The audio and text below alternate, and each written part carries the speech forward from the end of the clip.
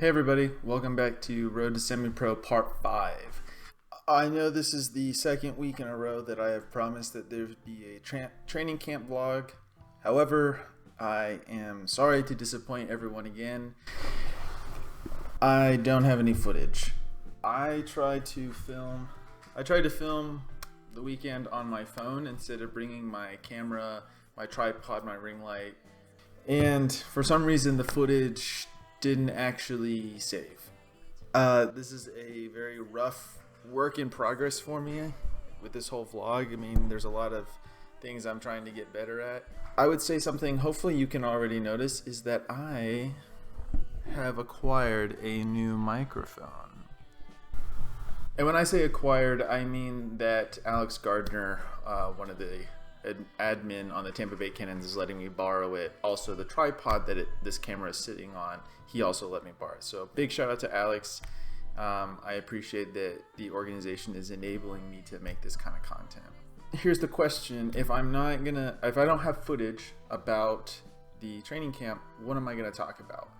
And I think something I've wrestled with, and I even mentioned it in the very beginning of this whole I mentioned at the very beginning of the Road to Semi-Pro series, is that I wanted to kind of document my journey, and I wanted to kind of give a little bit more of an insider scoop in some of the content that's out there. And I think I don't necessarily have to have game footage and interview all the players and something. I think it's something about telling the story of what maybe people have questions about. And honestly, I think it might not even be the questions that you as the viewers have. It's more of the things that I'm going through internally. You know, maybe in as much as I'm not going to talk about some things in the locker room, you know, I think there's just some general questions that people have anyway. And I think that's what the title of this video is going to be called. It's Filling the Void. Also, if you liked this music that's in the background of this video, it's by my teammate Unmil Patel's band, MADWOMAN. The link will be in the description for, I think they have an upcoming tour. If you're in Florida, I highly recommend you go checking them out. They're playing at a festival coming up, I think actually this weekend. So, you know, go get your tickets and whatnot. In years past in Florida and Tampa Bay, there's been this three-headed dragon of Bobby, Lay,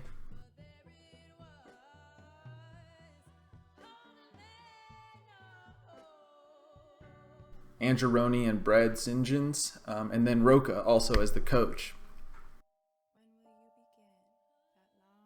I think when you lose that kind of caliber, I think when you lose that kind of caliber player, it inevitably makes, I don't know if make is the right word, but it has like this vacuum of where is the team going? Like, what is going to happen now that these foundational pieces of the organization for several years are no longer playing? What are you going to do? So that's what I'm going to talk about. This is the first time that I went down and played with the team for this year. Saw a lot of returning faces, met a lot of new people, and I think I'm just going to talk about my first initial thoughts about like how is the team going to adapt. I know from my perspective from last year, the season, my friend Will Bianca and Eric Sodstrom, they were the ones who told me that Tampa Bay was having a online tryout. Basically, all you did was you submitted a video of you playing, and Roca basically said if you were invited to come try out in person and whatnot. They had just announced they were having the season, teams could start doing stuff officially. So I made a video. I'll post the video that I made for my tryout for it right after this video. Like the tryout video I sent to Roca, and just completely exactly what I sent to him. You guys can check it out and see what it looks like. Let's try to create a timeline. I repeat things for emphasis. Emphasis! So I hear about the team late April that they're having open tryouts. So I think 2 weeks later, I am driving down to Tampa Bay. You know, we go to this practice and I meet all these people. I meet like Bobby, Roni, Brad, and Dustin and Tim Lutens, Austin Gaines, you know, all these people. Roca. Thomas and I stayed with Roca the first night. So I drove 10 hours to stay with a guy I never met. It was the head coach and whatnot. Beat him in disc golf that morning too. The main point is what I'm saying is it was such a quick crash course going into the season. 2 weeks later, I'm at the training camp. Like 3 or 4 weeks later, we are playing our first game against Philly and D. So everything, all the systems, who's on the team, who's getting rostered, it's so like boom, bang, bang, bang, bang. This year, I can already feel is that there is an intensity there. However, it's not as rapid. I don't know what the right word would be, but it's as much as pressure to win and to get better, but it's not this like daunting. It's like, oh man, if we don't get it, you know, like we're screwed week 1 kind of thing. And I think that's a really good place. I think as an organization, post having a suboptimal, if you could describe going like 2-10 suboptimal, is like that's all you can want, is like people to have positive energy coming into the season, embracing the new coach, new systems, the absence. And so it's like, I don't think people are bringing the negative energy from the last season into this one, and that's something that I think that is something that's awesome to have already. So even though that was a great little talk, Tannen, about the positive energy of the team, it's still not answering the question, like filling the void. And the obvious void that is missing now, the void is the offensive output. You know, Ronnie and Bobby are these pure throwers. Like, they generate a ton of assists, playmakers, that kind of thing. And so who's going to step up into that role? Because I think it's similar to what, like, it's that Moneyball thing. It's like the Moneyball movie about baseball with the Oakland A's, is that it's not necessarily about, you can get overhyped about players, but there's like certain stats that you need to look at, and like, how good is this person actually contributing to wins? Like, you have to score goals to win.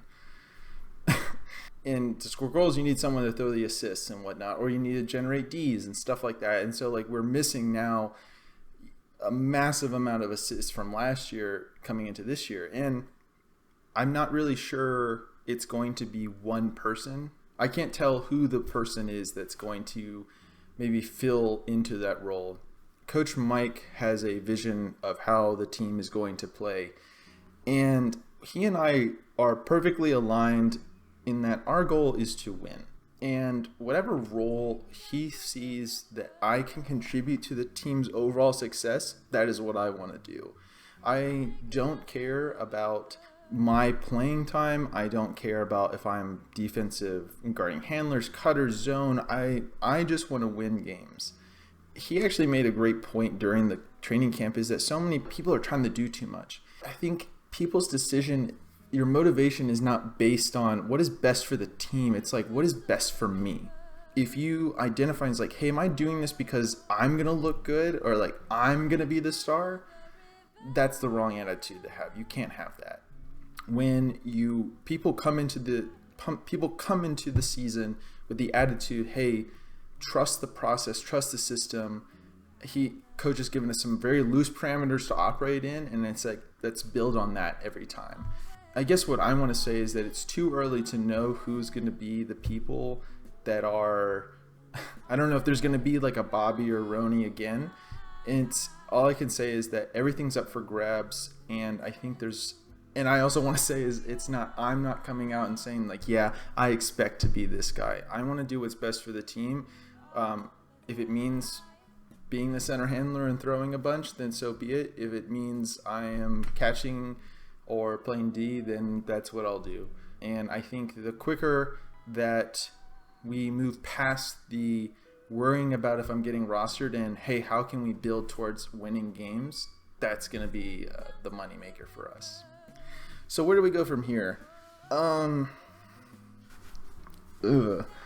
guess the question, if training camp 1 was, hey, this is the first look at all the new coach, new systems, players, that kind of thing, what are we looking forward to?